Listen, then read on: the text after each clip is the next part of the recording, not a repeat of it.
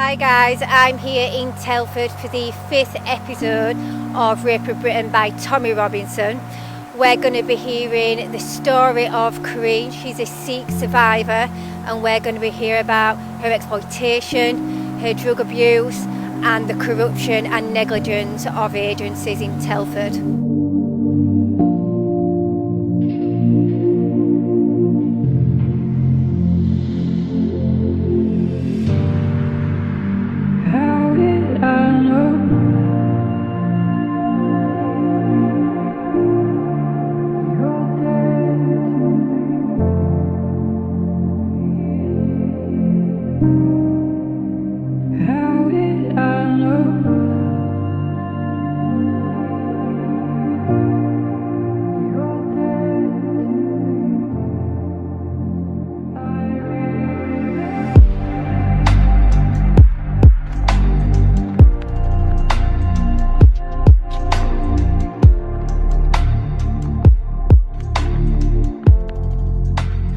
What brings you to the Tommy Robinson event today? When it's to do with children and everything, I say I've got to do it, mainly from my own experiences, but you know, there has to be some sort of awareness going on, and there has to be a time it has to stop and people think about what's going on to these communities, because it destroys lives, it destroys innocent minds, and it's been ignored, hasn't it, you know? So it's about time people take notice and do something about it. How many reports do we need? There was another report, was it a couple of weeks ago at Rochdale? You know, these reports are just sitting in dusty cupboards, not doing anything. Girls are still being groomed, raped. If you watch the film, I'll speak to Corinne now. I hope it's given her a good feeling for justice. The sad thing is they won't get justice. So many of these girls aren't going to get justice. If anything, if it shines a light on it, gets people talking about it, then it's a success as far as I'm concerned. The effect it should have is there should be an investigation into the police in this town, into what they've allowed to happen, into their failures of that survivor.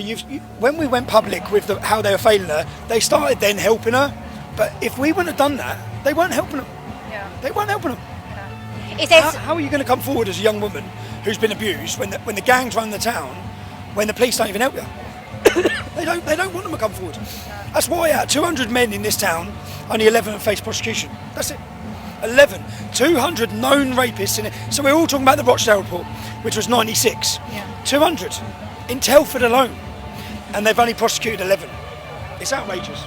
Do you think that by coming to events like this today can put a stop to it? Not so much put a stop to it, but raise awareness. Yeah. There's a lot of people that say that Tommy's just racist. Do you think that's true? No. No, I think race is just a word to bully white people with. That's all it is. It's just a silencing tactic. Like, it's a word of power. When they call you racist, they want to stop you from speaking. It's to have power over you not to speak. There's concerns that have come over the last, say, 20, 30, 40 years, because obviously a lot of cultures have different morals and principle. I don't believe he's racist. I believe it's just political correction from people, and I think people are just so drawn into it to be accepted in groups. We are silenced with political correctness, we're silenced with cultural Marxism, we're silenced by everything possible. If you say anything, like you say, you're either a fascist, a Nazi, racist, They can't debate, so they name call you, yeah? Some people say that you only tackle it because you're racist. Yeah. What would you like to say to them? Corinne's Asian. The story we told today. Look, these gangs we know have been allowed to do their crimes and allowed to get away with it because of their race. It's been ignored by media. No, everyone's been too scared to talk about it. That's the reason I focus on it, because it was a crime that was hidden, a crime that wasn't dealt with, yeah? Every rapist needs to be dealt with. But unfortunately, Muslim men are massively overrepresented in this type of crime. Yeah? And it's not just that they're overrepresented, it's the fact that the councils and the government and the police let them do it. Yeah. They let them do it.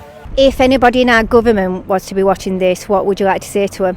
Sort it out and, put money behind the police to sort these things out, rather than, for Ukraine and the immigration that's going on. I just think there's a lot of people, like working class people and below, they're the targeted people, and it's all organised, and there's different people that cover things up. Being a victim of child sexual exploitation myself, I've had to deal with many issues myself. I'm now complex PTSD with dissociative disorder through it, and I know firsthand that, you know, awareness is key, and when people start understanding what it can do after the effects, long term, and what it does in the short term, you know, it's valuable, and people need to know that. These are ordinary people, ordinary decent people who are upset with what's been allowed to happen. Many of them, if you speak to them, will know someone who's been affected by this. I know if we talk about Rotherham, they talk about community cohesion. If you had 1,400 victims and they've all got 4 family members each, that's 10,000 people in that town directly affected. And you want to talk about community cohesion? You've got there is no community cohesion. There is none. There's their community and this community. That's it. There's no cohesion. At the event today I spoke to lots of different people, and some of those people were survivors of abuse, male and female. They shared their experiences, but overall people were there because they've had enough and they're angry about what's happened, what's still happening. There's lots of people that say only football hooligans attend this kind of march. I didn't get that vibe. Like I say, lots of different people from lots of different backgrounds. It's something I'd definitely attend again, but what I would say is for the people that have caused any violence today, to stay away.